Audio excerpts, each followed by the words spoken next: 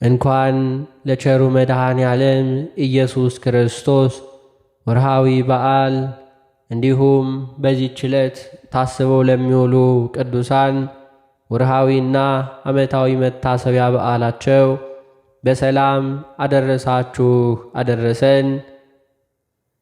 በስመ አብ ወወልድ ወመንፈስ ቅዱስ አሐዱ አምላክ አሜን። የተከበራችሁ የልዑል እግዚአብሔር ቤተሰቦች፣ የእናታችን የቅድስት ድንግል ማርያም የአስራት ያደራ ልጆች፣ የቅዱሳን መላእክት፣ የቅዱሳን ጻድቃን፣ የቅዱሳን ሰማዕታት ወዳጆች በልዑል እግዚአብሔር አምላካችን ፍጹም ሰላምታ እንደምን ቆያችሁ እያልን ከዚህ በመቀጠል የግንቦት 27ን ቀን የቅዳሴውን ምስባክና በቅዳሴ ጊዜ የሚነበበውን ምንባብ እናሰማለን።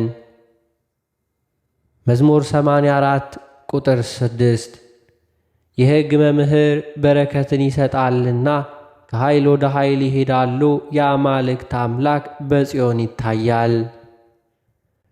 እስመ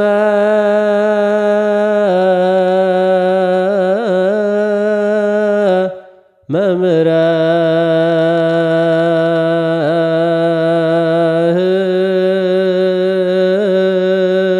ሕግ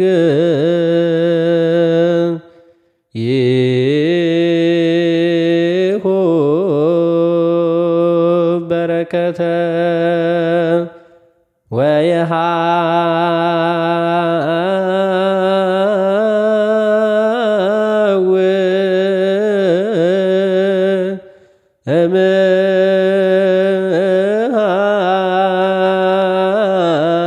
እምኃይል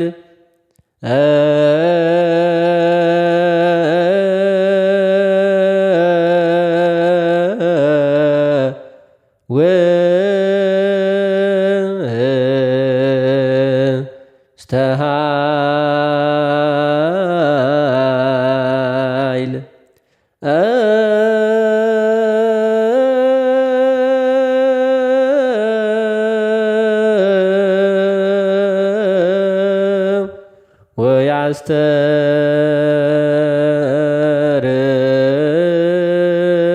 ወያስተርእይ አምላከ አማልክት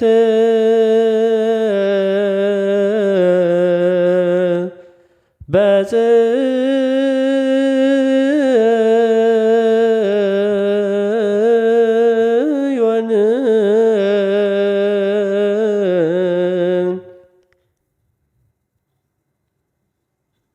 በግንቦት 27 ቀን በቅዳሴ ጊዜ የሚነበብ የመጀመሪያው ምንባብ የሐዋርያው የቅዱስ ጳውሎስ መልእክት ወደ ሮሜ ሰዎች ምዕራፍ 6 ቁጥር 1 እስከ ቁጥር 12። ቃሉም እንዲህ ይላል። እንግዲህ ምን እንላለን? ጸጋ እንዲበዛ በኃጢአት ጸንተን እንኑርን? አይደለም። ለኃጢአት የሞትን እኛ ወደፊት እንዴት አድርገን በእርሱ እንኖራለን? ወይስ ከክርስቶስ ኢየሱስ ጋር አንድ እንሆን ዘንድ የተጠመቅን ሁላችን ከሞቱ ጋር አንድ እንሆን ዘንድ እንደ ተጠመቅን አታውቁምን? እንግዲህ ክርስቶስ በአብ ክብር ከሙታን እንደተነሳ እንዲሁ እኛም በአዲስ ሕይወት እንድንመላለስ ከሞቱ ጋር አንድ እንሆን ዘንድ በጥምቀት ከእርሱ ጋር ተቀበርን። ሞቱን በሚመስል ሞት ከእርሱ ጋር ከተባበርን ትንሣኤውን በሚመስል ትንሣኤ ደግሞ ከእርሱ ጋር እንተባበራለን። ከእንግዲህስ ወዲህ ለኃጢአት እንዳንገዛ የኃጢአት ሥር ይሻር ዘንድ አሮጌው ሰውነታችን ከእርሱ ጋር እንደ ተሰቀለ እናውቃለን። ሞትስ ከኃጢአቱ ጸድቋልና። ነገር ግን ከክርስቶስ ጋር ከሞትን ከእርሱ ጋር ደግሞ በሕይወት እንድንኖር እንለምናለን። ክርስቶስ ከሙታን ተነስቶ ወደፊት እንዳይሞት ሞትንም ወደፊት እንዳይገዛው እናውቃለንና መሞትን አንድ ጊዜ ፈጽሞ ለኃጢአት ሞቷልና በሕይወት መኖርን ግን ለእግዚአብሔር ይኖራል። እንዲሁም እናንተ ደግሞ ለኃጢአት እንደሞታችሁ ግን በክርስቶስ ኢየሱስ በጌታችን ሆናችሁ ለእግዚአብሔር ሕያዋን እንደሆናችሁ ራሳችሁን ቁጠሩ። በግንቦት 27 ቀን በቅዳሴ ጊዜ የሚነበብ ሁለተኛው ምንባብ የሐዋርያው የቅዱስ ጴጥሮስ መልእክት አንደኛ ጴጥሮስ ምዕራፍ 2 ቁጥር 21 እስከ ፍጻሜ። ቃሉም እንዲህ ይላል።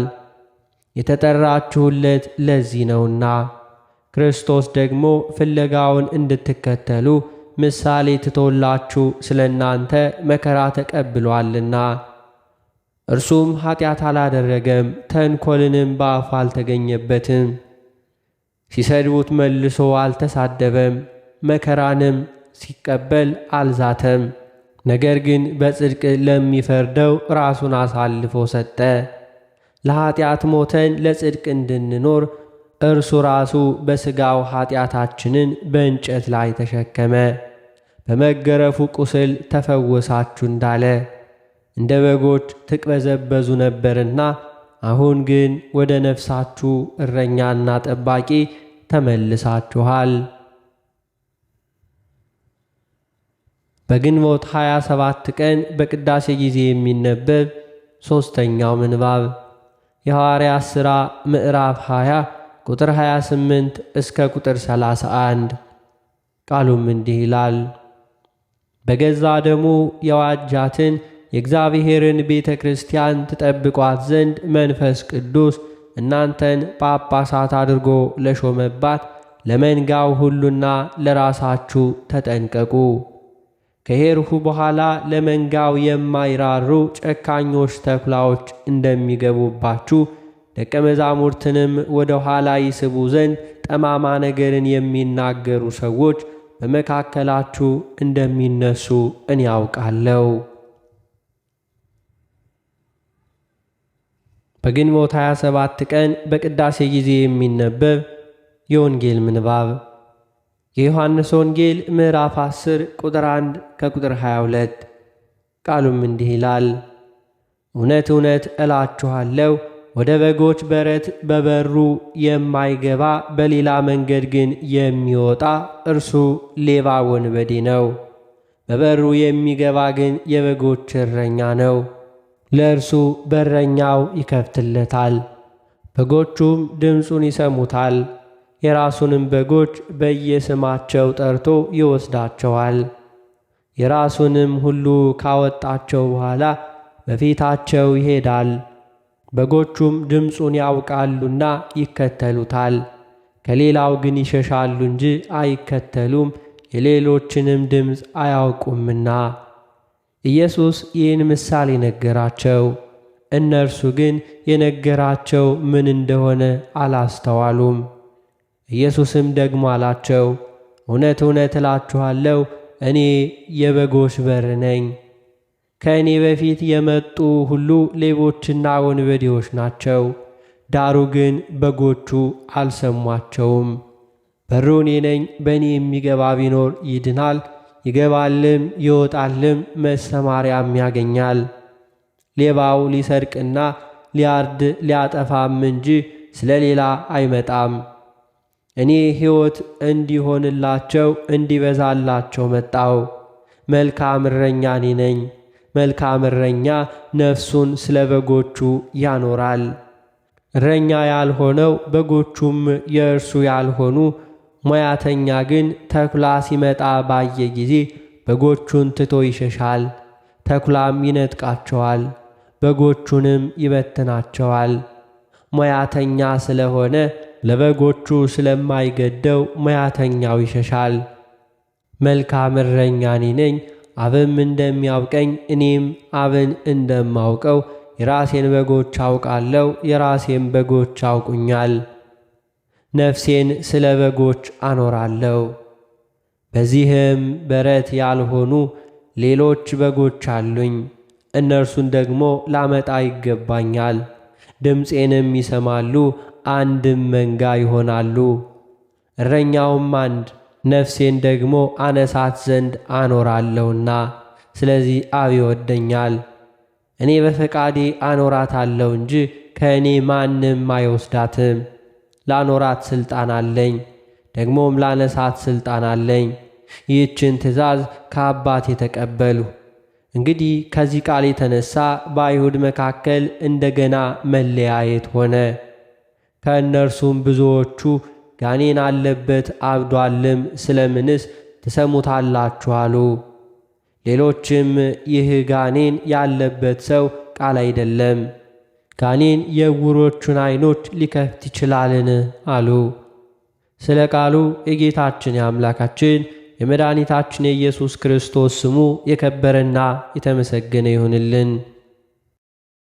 የተከበራችሁ የልዑል እግዚአብሔር ቤተሰቦች፣ ከዚህ በመቀጠል በዕለተ ሐሙስ የሚነበበውን የቸሩ መድኃኔ ዓለምን ድርሳን እናሰማለን።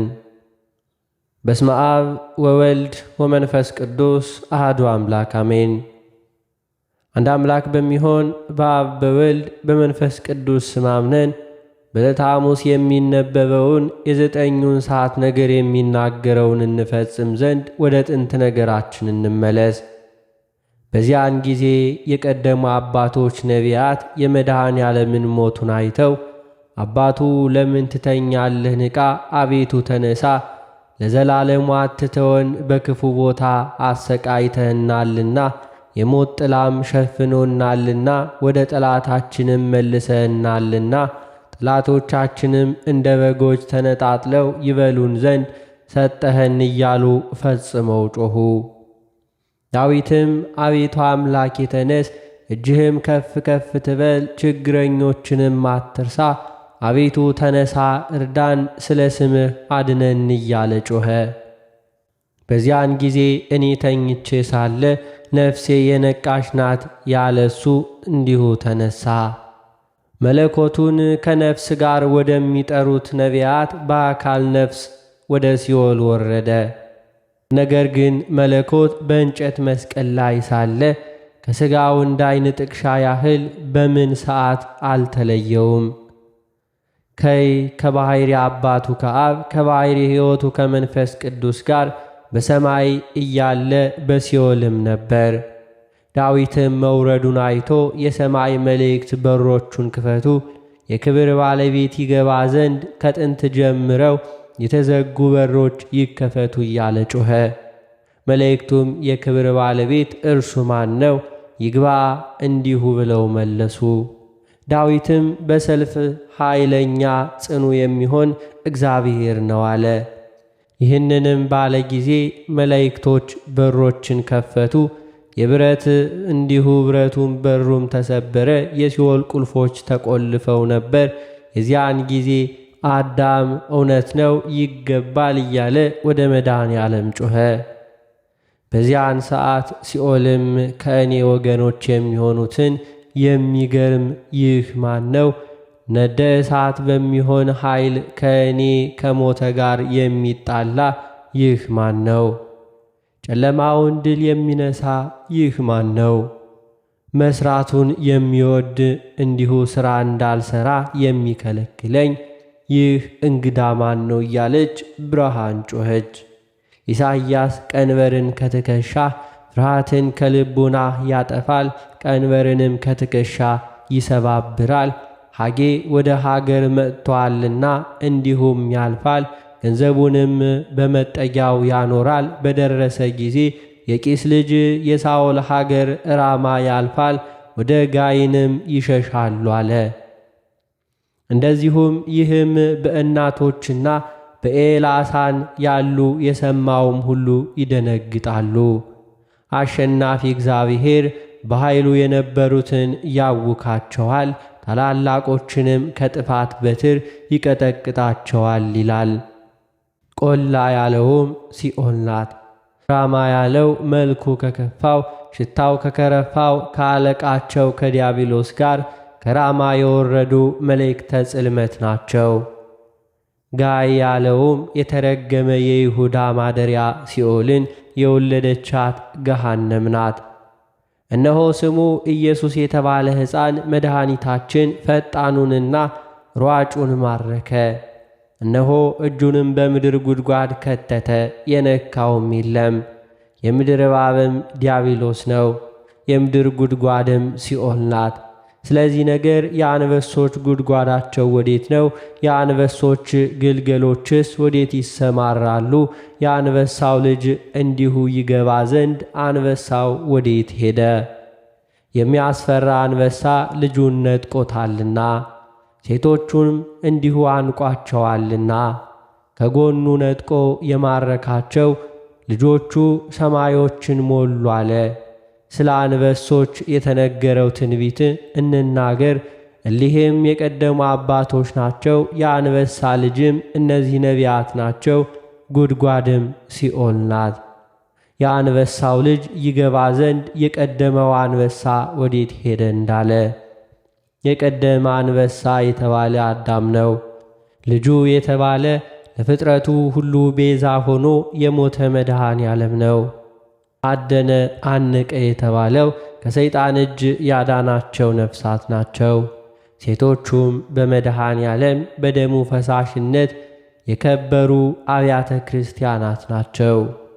አንድ ሰው ከኢያሪኮ ወደ ኢየሩሳሌም ሲወርድ ሽፍቶች አግኝተው ደበደቡት፣ አቆሰሉትም። ሰውነቱንም እንደ ሙት አይተው ትተውት ሄዱ። አንድ ካህን በዚያ ጎዳና ሲወርድ አይቶ ቸል ብሎ ትቶት ሄደ። እነዚህም ሁሉ ሌዋውያን በዚያ ቦታ አግኝቶ እንዲሁ ቸል ብሎ ትቶትም ሄደ። ዳግመኛም አንድ ሳምራዊ በዚያ መንገድ ይወርድ ዘንድ ሄደ። አገኘውም፣ አዘነለት። ወደ እርሱም ቀርቦ ወይንን ጨመረለት፣ ቁስሉም ቀባው። እንደዚሁ በአህያም አስቀምጦ የእንግዶች ቤት ወደሚጠብቀው ወሰደው። ያድነውም ዘንድ ለመነው፣ አዳነው።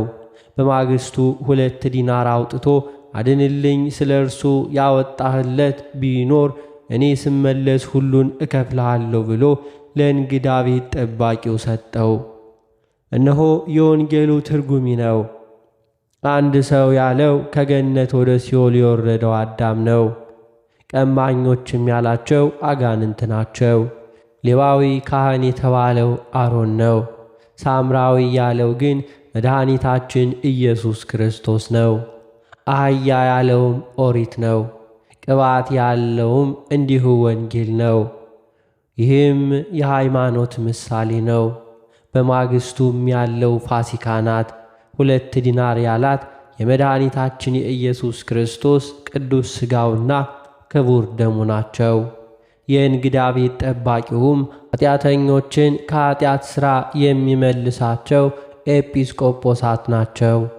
በተመለሱ ጊዜ እንዲሁ እከፍልሃለሁ ማለት ከየዋህነት ጋር በበጎ ትምህርት ሰዎችን ከስህተት የሚመልሱ ካህናት በእውነት ዋጋቸው ይከፈላቸዋል።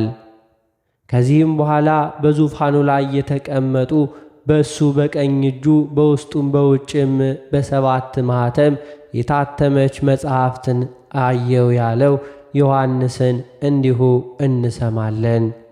ይህችንም መጽሐፍ ልገልጣት ዘንድ ማኅተሙንም ሁሉ ሊፈታ የሚገባው ማን ነው ብሎ በታላቅ ቃል የሚጮህ ታላቅ መልአክን አየው። ይህችም መጽሐፍ ሊገልጣትና ሊያያት የሚቻለው የለም። በሰማይም በምድርም ቢሆን ይህችን መጽሐፍ ሊያያትና ሊገልጣት የሚቻለው የለምና ያለቀሱ ብዙዎች ናቸው። ከሊቃናት አንዱ በእነዚያ በ4ቱ እንስሳ በእነዚያ በ24ቱ አለቆች መካከል ጎኑ እንደ ተወጋ በግ ቆሞ አየ። ቀንዶቹ 7 ዓይኖቹም 7 ናቸው። ይኸውም በምድር የተላከ የእግዚአብሔር መንፈስ ነው። መጥቶም ያችን መጽሐፍ ተቀበላት። ያችንም መጽሐፍ በተቀበላት ጊዜ እለይ 24ቱ ካህናተ ሰማይ እሊህ 4ቱ እንስሳ ለዚህ በግ በፊቱ ሰገዱ። ሁላቸው ዕጣን የተሞላ የወርቅ ጽዋን የሚያመሰግኑበትን የምስጋና መሰንቆ ይዘዋልና ይኸውም የቅዱሳን ጸሎት ነው። በምስጋናም ይህችን መጽሐፍ ልትቀበላት ማኅተሟንም ልትፈታ ይገባሃል፣ ስለ እሷ ሙተሃልና በደምህ ዋጅተሃታልና እያሉ አመሰገኑ። መጽሐፍ ያለው አዳም ነው። 7ቱ ማኅተም መድኃኒታችን እስከ ሞተበት ድረስ ያለው 7ቱ ዘመኖች ናቸው። የቀደሙ አባቶች ከሲኦል መውጣታቸው እንዲህ ነው።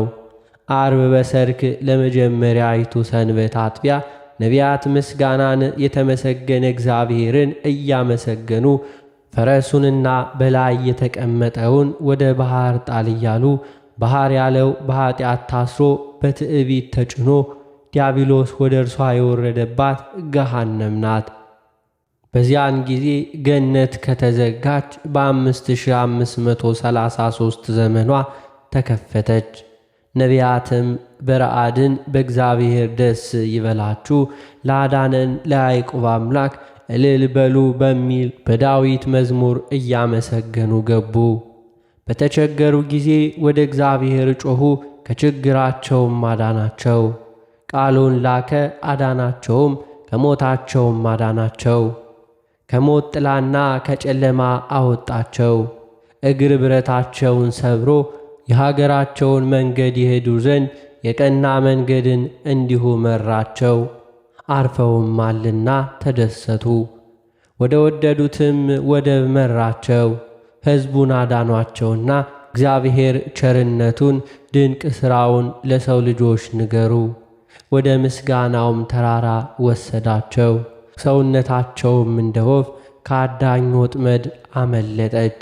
ወጥመድ ግን ተሰበረች፣ እኛም ዳን፣ እነርሱ በእግዚአብሔር ረዳትነት ዳኑ እንደተባለ። በዚያን ጊዜ ኢሳይያስ እግዚአብሔር እንዲህ ይላል፣ በአሕዛብ ሥርዓት ምድርን ታቅናና እንዲሁም የአዳምን ርስት ተወርስ ዘንድ በተመረጠች ቀን ሰማው። በመዳን ቀን ያዳንሁህ ያለው ደረሰ፣ ተፈጸመ። እስረኞችንም ውጡ አሏቸው፣ በጨለማ ያሉትንም አበራላቸው። አይራቡም አይጠሙም፣ የፀሐይ ዋይም አያቃጥላቸውም። የሚመራቸው እንዲሁ ይራራላቸዋል፣ ወደ ውሃ ምንጭም ያወጣቸዋል።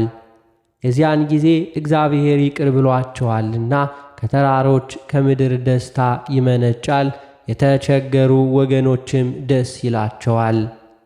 እንደዚሁም ሁሉ ሆሴም በልጁ ሞት የማይጨክን ጥበበኛ ልጅህ ከሞት እንደ ተቤዣቸው ከሲኦል አዳናቸው። የመድኃኒታችን ይቅርታውና ቸርነቱ ከሁላችን ጋር ይሁን ለዘላለሙ አሜን። የተከበራችሁ የልዑል እግዚአብሔር ቤተሰቦች ከዚህ በመቀጠል በግንቦት 27 ቀን የሚነበበውን ስንክሳር እናሰማለን። በስመ አብ ወወልድ ወመንፈስ ቅዱስ አሐዱ አምላክ አሜን። አንድ አምላክ በሚሆን በአብ በወልድ በመንፈስ ቅዱስ ስም ግንቦት 27 በዚች ቀን ለአባቶች ሊቃነ ጳጳሳት 30ኛ የሆነ የእስክንድርያው ሀገር ሊቀ ጳጳሳት አባ ዮሐንስ አረፈ። ይህም ቅዱስ ደግ የተማረ ነበር። ከልጅነቱም ጀምሮ በገድል ተጠምዶ የሚኖር ነበር። ከዚህም በኋላ በዋሻ ውስጥ ራሱን እስረኛ አደረገ። የትሩፋቱና የእውቀቱም ዜና በተሰማ ጊዜ የእስክንድርያ ሀገር ይዘው ሊቀ ጵጵስና ሾሙት። ብዙ ድርሳናትንም ደረሰ። እግዚአብሔርም በዘመኑ የቤተ ክርስቲያንን ሥልጣን አጸና። ይህ አባት በተሾመበት ወራት ደግ ምዕመናን አንስጣጢዮስ የሚባል ንጉሥ ነበር። በአንጾኪያም የከበረ አባት አባ ሳዊሮስ ነበር። እርሱም ወደ አባ ዮሐንስ ስለ ቀናቸው ሃይማኖት እንዲህ ብሎ በመልእክቱ ውስጥ ጻፈ። ለጌታችን ኢየሱስ ክርስቶስ ከተዋህዶ በኋላ እንደ አባቶቻችን እንደ አባ ዲሜጥሮስና እንደ አባ ዲዮስቆሮስ እምነት ያለ እንዲሁም ያለ መቀላቀል ያለ መለዋወጥ እንዲሁም ያለ መለያየት ያለ መጨመር አንዲት ባሕርይ ያለችው። አባ ዮሐንስም መልእክቱን ተቀብሎ ኤጲስቆጶሳቱን ሁሉ ተለያይተው የነበሩ ሕዋሳትን ተመልሰው አንድ ስለሆኑ የክብር ባለቤት ጌታችን ኢየሱስ ክርስቶስን አመሰገኑት። ከዚህም በኋላ ለመልእክቱ መልስ አባ ዮሐንስ ለአባ ሳዊሮስ እንዲህ ብሎ ጻፈለት። ይኸውም ስለ መለኮትና ትብሲት የአንድ ባሕርይ ሕልውና ስለ ወልደ እግዚአብሔር ያለ መለየት ያለ መቀላቀልና ያለ መለዋወጥ ሁለት ያይደለ የሰውን ባሕሪ ከመለኮቱ ባሕሪ ጋር አንድ አድርጎ ማዋሃድ ሰው ስለሆነ ጌታችንንም እንዲሁ የሚከፍሉትን ወይንም ጨመረበት የሚሉትን ወይም ስለኛ መከራ ተቀብሎ ተሰቅሎ የሞተው ሩቅ ብእሲ ነው የሚሉትን በመለኮቱ ባሕሪ መከራ ተቀበለ የሚሉትን አወገዘ። የቀናች ሃይማኖትስ ይህች ናት። እግዚአብሔር ከእኛ በነሳው ሥጋ ስለ እኛ መከራ እንደ ተቀበለ እናውቃለንና ይህችም የሚጓዝባት የማይሳሳትባትና የማይደናቀፍባት የሕይወት መንገድ ናት አለ። አባ ሳዊሮስም ይህችን የአባ ዮሐንስን መልእክት ባነበባት ጊዜ በመልካም አቀባበል ተቀበላት። በአንጾኪያ ሀገርም እንዲሁ ሰበከባት። ስለ ቀናች ሃይማኖትም በመካከላቸው ሰላም፣ ፍቅርና ስምምነት ሆነ። ይህም አባት ሕዝቡን እያስተማረ 11 ዓመት ኑሮ ከዚህ ዓለም በሰላም አረፈ። ለእግዚአብሔር ምስጋና ይሁን። እኛንም በዚህ አባት ጸሎት ይማረን፣ በረከቱም ከእኛ ጋር ትኑር ለዘላለሙ አሜን። በዚህችም ዕለት የማርያና የማርታ ታላቅ ወንድም ጻድቁ አልዓዛር አረፈ። ይህንንም ጻድቅ ሰው በአራተኛ ቀን ከመቃብር ካስነሳው በኋላ በዚሁ ሳምንት ውስጥ መድኃኒታችን መከራ ተቀብሎ ተሰቅሎ ሞተ። ከትንሣኤውም በኋላ አልዓዛር ከሐዋርያት ጋር አንድ ሆነ። አጽናኝ መንፈስ ቅዱስም በወረደ ጊዜ ከሐዋርያት ጋር ጸጋውን ተቀበለ። ሐዋርያትም በቆጵሮስ ሀገር ላይ በአንብሮተ እድ ኤጲስቆጶስነት ሾሙት። መንጋውንም በመልካም አጠባበቅ ጠበቀ። በሹመቱም 40 ዓመት ኑሮ በሰላም በፍቅር አረፈ። ለእግዚአብሔር ምስጋና ይሁን። እኛንም በዚህ ጻድቅ አባት ጸሎት ይማረን፣ በረከቱም ከእኛ ጋር ትኑር ለዘላለሙ አሜን። አነሳስቶ ላስጀመረን አስጀምሮ ላስፈጸመን ለጌታችን ለአምላካችን ለመድኃኒታችን ለኢየሱስ ክርስቶስ ክብርና ምስጋና ይገባል፣ ዛሬም ዘወትርም ለዘላለሙ አሜን።